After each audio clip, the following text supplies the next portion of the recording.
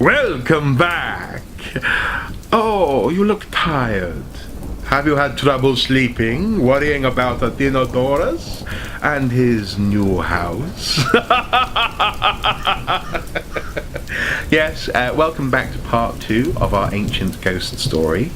In part 1 we heard about the philosopher Athenodorus and the purchase of, well, a house with a bad reputation. Let us continue. For a while, the night was silent. Then the rattling of fetters began. Athenodorus would not lift his eyes or set down his pen, though. Instead, he concentrated on his writing and thereby closed his ears. But the noise would not stop, and it only increased. It drew closer until it seemed to be at the door, and then closer still until it seemed to be in the room. It was only then that finally Athenodorus looked away from his work and saw a ghost standing just as had been described, stood before him, pale and wretched, and beckoning with a single finger. Athenodorus held up his palm as though the visitor should wait a moment, and once again bent over his work. The ghost, impatient, shook his chains over the philosopher's head, beckoning again.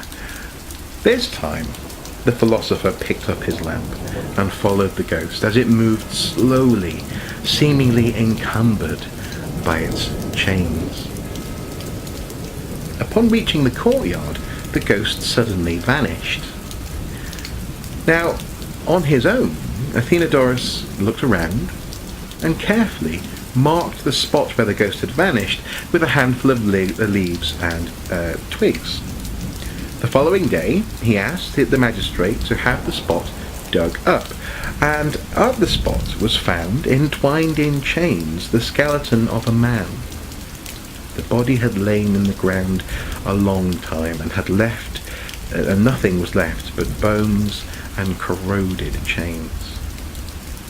The bones were collected, given a proper burial at public expense, and since the ghost's tortured soul had finally been laid to rest, the house in Athens was haunted no more. On the one hand, this whole story is about the power of mind over matter, the power of a calm and discerning personality.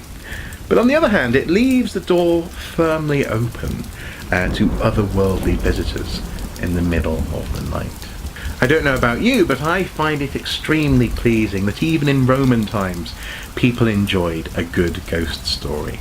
And hopefully you've enjoyed this one. Whatever you've been getting up to this Halloween week, hopefully you've been having a good time. As ever, until next time, take care.